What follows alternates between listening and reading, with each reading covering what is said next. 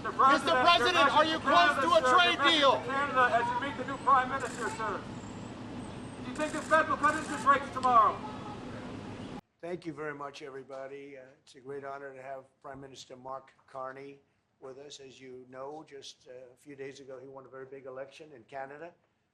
And I think I was probably the greatest thing that happened to him, but I can't take vote credit. His party was losing by a lot, and he ended up winning. So I really want to congratulate him. It was probably one of the greatest comebacks in the history of politics, maybe even greater than mine. You know?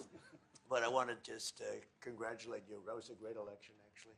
We were watching it with interest, and I think Canada chose a very talented person, a very good person, because we spoke before the election quite a few times. And it's an honor to have you at the White House and the Oval Office. And you see the new and improved Oval Office as it becomes more and more beautiful with love. You know, we handle it with great love and 24-karat gold. That always helps, too. Right? But it's been a lot of fun. We're going over some of the beautiful pictures that were stored in the vaults that were for many, many years, in some cases over 100 years. They were stored in vaults of the great presidents, or almost great presidents, all having a reason for being up, every one of them. So it's very interesting. But I just want to congratulate you, and ran a really great race. I watched the debate. I thought you were excellent.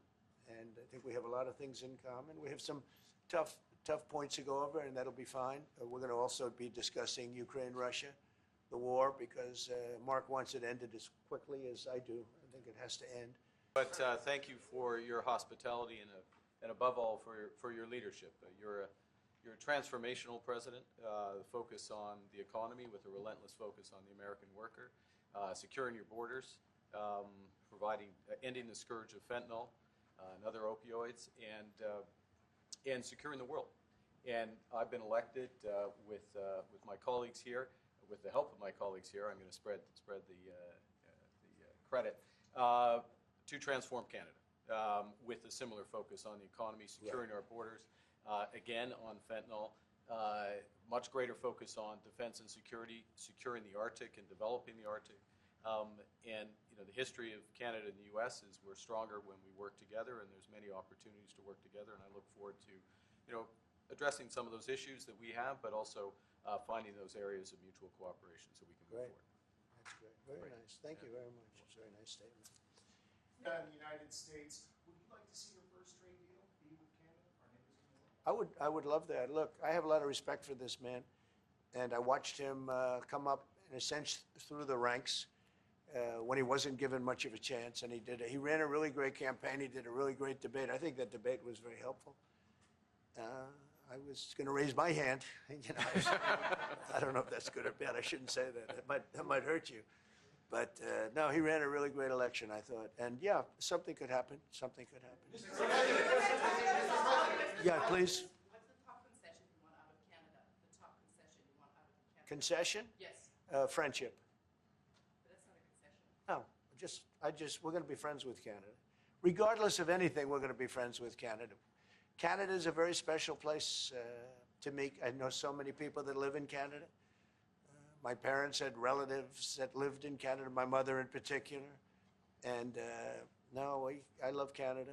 I have a lot of respect for the Canadians. Wayne Gretzky, I mean, how good, the great one. You happen to have a very, very good hockey player right here on the Capitals, who I have a lot of respect. He is a big, tough cookie, too. He just broke the record. And he's a great guy. And, you know, we had the team here, and I got to know a lot of the players. But now, Canada is a very special place. Mr. Prime Minister, I'd like to get your response to this, too. Mr. President, you have said that Canada should become the 51st state. Yeah. No. Well, I still believe that. But you know, it takes two to tango, right? But no, I do. I mean, I believe it would be a massive tax cut for the Canadian citizens. You get free military, you get tremendous medical cares and other things. There would be a lot of advantages, but it would be a massive tax cut, and it's also a beautiful. You know, as a real estate developer, you know, I'm a real estate developer at heart. When you get rid of that artificially drawn line, somebody drew that line many years ago with like a ruler, just a straight line right across the top of the country. when you look at that beautiful formation when it's together, I'm a very artistic person, but when I looked at that beauty, I said, that's the way it was meant to be. But, you know, I do feel it's much better for Canada. But we're not going to be discussing that unless somebody wants to discuss it. I think that there are tremendous benefits to the Canadian citizens, tremendously lower taxes, free military, which honestly we give you essentially anyway because we're protecting Canada if you ever had a problem. But I think it would really be a wonderful marriage because it's two places that get along very well. They like each other a lot. Well, if I may, as you know from real estate, there are some places that are never for sale. That's true. We're sitting in one right now, you know, Buckingham Palace that you visited as well. That's true. And having met with the owners of Canada over the course of the campaign last several months, it's not for sale, won't be for sale ever. But the opportunity is in the partnership and what we can build together. We have done that in the past. And part of that, as the President just said, is with respect to our own security. And my government is committed for a step change in our investment in Canadian security and our partnership, and I'll say this as well, that the President has revitalized international security, revitalized NATO, and us playing our full weight in NATO, and that will be part of it. And they have, I must say, Canada is stepping up the military participation because Mark knew, you know, they were low and now they're stepping it up, and that's a very important thing. But never say never. Never say never. No, it's fine. It's there. It's good. We use it for certain things. It's there. We have the USMCA is a good deal for everybody. I won't say this about Mark, but I didn't like his predecessor. I didn't like a person that worked for. She was terrible, actually. She was a terrible person. And she really hurt that deal very badly because she tried to take advantage of the deal and she didn't get away with it. You know who I'm talking about. But so, you know, we had a bad relationship having to do with the fact that we disagreed with the way they viewed the deal. And we ended it. You know, we ended that relationship pretty much. The USMCA is great for all countries. It's good for all countries. We do have a negotiation coming up over the next year or so to adjust it or terminate it. Mr. President. I'll say a word on USMCA, if I may, Mr. President. It is a basis for a broader negotiation. Some things about it are going to have to change. And part of the way you've conducted these tariffs has taken advantage of existing aspects of USMCA. So it's going to have to change. There's other elements that have come, and that's part of what we're going to discuss. Right. Anything the Prime Minister can say to you today to change your mind on tariffing Canada? Tariffing cars? Tariffing Canada. Is there anything he could say to you in the course of your meetings with him today that would get you to lift tariffs on Canada? No. Why not? Just the way it is. What's the first state? Yeah. If Canadians don't want it, we can respect that. Sure, I would. But this is not necessarily a one-day deal. This is over a period of time they have to make that decision. Yes, go ahead. Yeah, if I may. Respectfully, Canadians' view on this is not going to change on the 51st state. Secondly, we are the largest client of the United States in the totality of all the goods. So we are the largest client of the United States. We have a tremendous auto sector between the two of us, and the changes that made have been helpful. 50% of a car that comes from Canada is American. That's not like anywhere else in the world. And to your question about is there one thing? No, this is a bigger discussion. There are much bigger forces involved, and this will take some time and some discussions, and that's why we're here, to have those discussions, and that is represented by who's sitting around the table. See, the conflict is, and this is very friendly. We're not. This is not going to be like we had another little blow up with somebody else. That was a much different. This is a very friendly conversation, but we want to make our own cars. We don't really want cars from Canada, and we put tariffs on cars from Canada, and at a certain point, it won't make economic sense for Canada to build those cars. And we don't want steel from Canada because we're making our own steel, and we're having massive steel plants being built right now as we speak.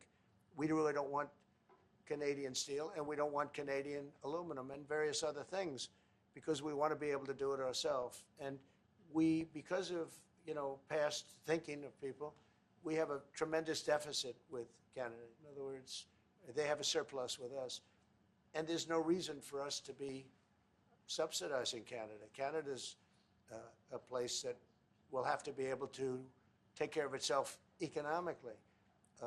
I assume they can. I will tell you that Trudeau, when I spoke to him, I used to call him Governor Trudeau. I think that probably didn't help his election. But when I spoke to him, I said, so why are we taking your cars? Why are we taking we want to make them ourselves. I mean, I said, and if the price of your cars went up, or if we put a tariff on your cars of 25%, what would that mean to you? He said, that would mean the end of Canada. He actually said that to me. And I said, that's a strange answer, but I understand his answer. But no, I mean, it's hard to justify subsidizing Canada to the tune of maybe $200 billion a year. We protect Canada militarily, and we always will. We're going to, that's not a money thing. But we always will. But, it's not fair. But why are we subsidizing Canada $200 billion a year, or whatever the number might be? It's a very substantial number. And it's hard for the American taxpayer to say, gee whiz, we love doing that. Good afternoon, everyone. Bonjour tout le monde. Aujourd'hui, j'ai eu la première d'une série de réunions visant à établir une nouvelle relation globale entre le Canada et les États-Unis.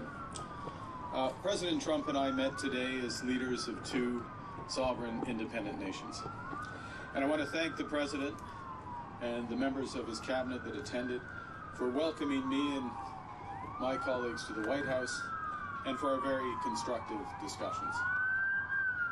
I conveyed to the President today what our countries have long proven to be true, that Canada and the United States are stronger when we work together. We can get a better deal for our workers. We can create more opportunities for our businesses. We can build stronger economies across North America when we work together. And really today marked the end of the beginning of a process of the United States and Canada redefining that relationship of working together. The question is how we will cooperate in the future, how we can build an economic and security relationship built on mutual respect, built on common interests, and that delivers transformational benefits to our economies. We had what I would describe as wide-ranging and, as I said a moment ago, very constructive discussions. We agreed to have further conversations in the coming weeks, and we are looking forward to meeting in person at the G7 summit in Kananaskis in Alberta. Now, while that's going on, in Canada, we will focus on what we can control. Alors, demain, je réunirai avec les premiers ministres pour une appel afin de faire le point sur les conversations que nous avons eues ici aujourd'hui et de discuter du travail qui nous attend. We are going to reinforce our strength at home. We will reinforce Canada's security for an increasingly dangerous and divided world. We will transform our border security, our security in the Arctic, and our support for our allies around the world. We'll build an economy that creates jobs, grows incomes, and withstands shocks. We're, in fact, the strongest economy in the G7, an economy that works for everyone. Nous allons bâtir une économie canadienne renouvelée, où tous peuvent réussir dans un monde qui est en train d'être profondément transformé. Nous allons bâtir les infrastructures qui permettront à nos entreprises de rejoindre de nouveaux marchés autour du monde. Et nous allons bâtir une seule économie canadienne par 13. We are masters in our own home, and we can give ourselves far more than any foreign government can ever take away. So now is the time to build, and based on the discussion today, to build at home and to build with our partners abroad, including the United States. Good afternoon, Prime Minister Tonda McCharles, Toronto Star. I was watching your face through the meeting in the Oval Office, and I wondered what was going through your mind when the President talked about erasing the artificial border and how he criticized your predecessor and Madam Freeland. Thank you for your question. I'm glad that you couldn't tell what was going through my mind as that was going through. With respect to the first point, the President has made known his wish about that issue for some time. I've been careful always to distinguish between wish and reality. I was clear there in the Oval Office, as I've been clear throughout on behalf of Canadians, that this is never going to happen. Canada is not for sale, it never will be for sale. Some things, as I said in the room, some things are never for sale, and he agreed with that. I distinguish between the two, and then with respect to the importance of reestablishing a constructive relationship for negotiations of a partnership, of an economic and security partnership, which is what we were here for. I look forward, not back, and I think we established a good basis today. Do you feel better or worse about Canada-U.S. relations after meeting with the President today? It was a very constructive meeting. I feel better about the relations in the sense of, in many respects, one, the posture, if I can put it that way, or the positioning the President took towards us. Secondly, the breadth of discussion and how concrete the discussions were. These are the discussions you have when you're looking to find solutions, as opposed to laying down terms, if you will. So feel better about that. And I would add one other thing, which maybe isn't as obvious, so I should say it, which is that we also discussed a number of issues globally, geostrategically, if I can put it that way, where we have common interests, common concerns, and that, of course, is a sign of a broader and very healthy, or a healthy relationship. Look, we have a lot more work to do. I'm not trying to suggest at any respect that we can have one meeting and everything's changed, but now we are engaged and very fully engaged. So, have you asked the President to stop calling Canada the 51st state? Yes. When did you ask him? Today. Okay, specifically, what did you ask him? Exactly what you just said. But what words did you use? How did you ask him? Look, I gave you an answer. Do you have a follow-up? What was his answer? Well, I don't know. He's the President. He's his own person. I would go back to showing the difference between a wish and a reality. We're very clear. I've been very clear publicly, consistently. I've been very clear in private. I was clear again in the Oval Office. We'll be clear throughout. The President,